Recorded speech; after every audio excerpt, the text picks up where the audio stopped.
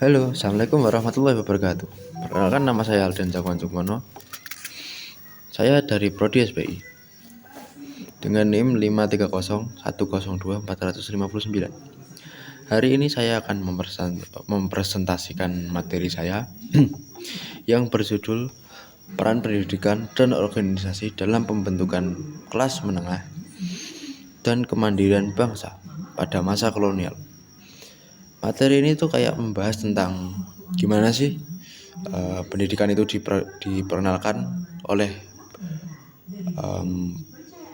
Belanda atau pemerintah kolonial kepada bangsa Indonesia, dan munculnya juga kayak organisasi modern.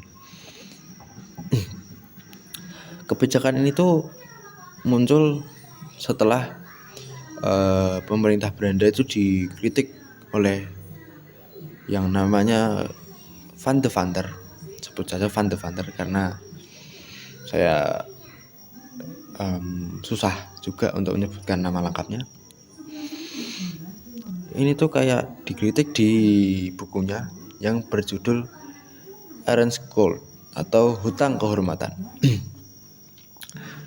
Jadi di situ tuh kayak dikritik kalau pemerintah Belanda atau bangsa Belanda itu sendiri itu sudah terlalu banyak memperoleh keuntungan dari tanah jajahan. Ya, tanah jajahan yang dimaksud di sini adalah Indonesia. Jadi kayak Van de Vander ini kayak mewajibkan bagi pemerintah Belanda untuk membahagiakan atau mensejahterakan rakyat pribumi yang telah diambil hasil buminya atau kekayaannya, yang dimana itu terdapat 3 poin.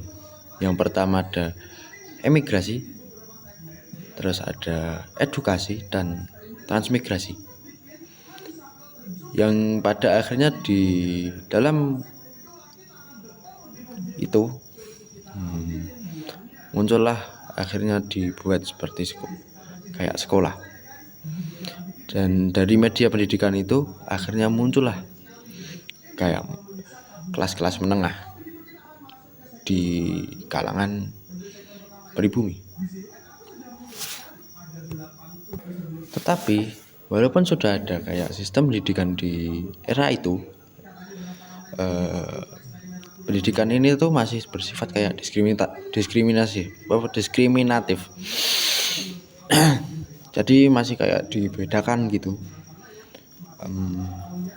Untuk kelas yang paling bawah atau yang mungkin hanya rakyat biasa itu hanya bisa sekolah pada tingkat ini, terus yang menengah ke atas itu sampai tingkat ini, dan yang paling atas terutama di bagian keturunan Belanda itu bisa sampai ke tingkat yang paling tinggi, mungkin setara dengan SMK atau SMA mungkin, dan yang lain-lain mungkin sampai tingkat SD, yang dimana itu akhirnya dibangunkan sebuah sekolah. Kayaknya ada 3. Yang pertama ada ELS atau Europeanse Elense School, yang dimana itu diperuntukkan kepada kaum Eropa, kaum bangsawan Eropa. Dan yang kedua ada HIS atau Hollands Inland School, itu diperuntukkan kepada kaum elit atau priai, ya pokoknya yang ada di strata tinggi. Sedangkan yang untuk rakyat biasa seperti yang tinggal di desa itu disediakan sekolah yang namanya folk school.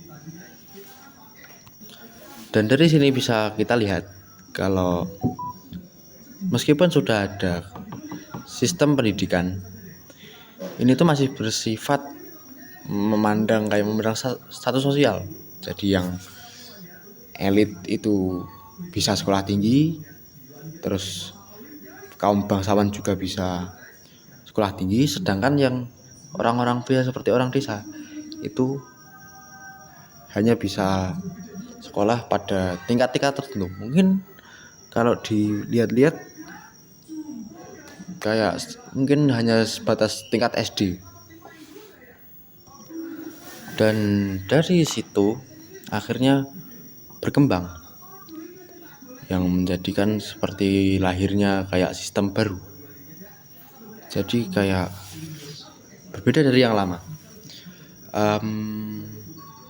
Kalau yang lama itu kan memandang ya lebih ke gimana sih posisinya dia di situ, atau dari kelas menengah, tinggi atau rendah. Dan sedangkan yang sistem baru ini dikelompokkan sesuai dengan pendidikan yang mereka tempuh gitu. Dan dari situ juga akhirnya di antaranya itu ada seperti guru, pegawai pemerintah, ataupun pedagang lokal ya, kayak yang kerja-kerja biasa. Dan di sini guru itu punya peran yang sangat penting, karena dari situ mereka memiliki kewajiban untuk menyebarkan pengetahuan kepada orang-orang yang misalnya belum tahu atau membutuhkan pengetahuan lebih. Dan dari situ juga kayak mungkin saya lebih menyoroti ke guru ya, itu nanti adalah berperan sebagai motor penggerak munculnya organisasi-organisasi baru dan modern di Indonesia. Dan organisasinya itu ada yang saya mungkin yang paling terkenal dulu adalah Budi Utomo. Dan setelah itu akhirnya muncullah organisasi-organisasi yang setelahnya. Mungkin hanya itu yang bisa saya sampaikan, kurang lebihnya mohon maaf. Assalamualaikum warahmatullahi wabarakatuh.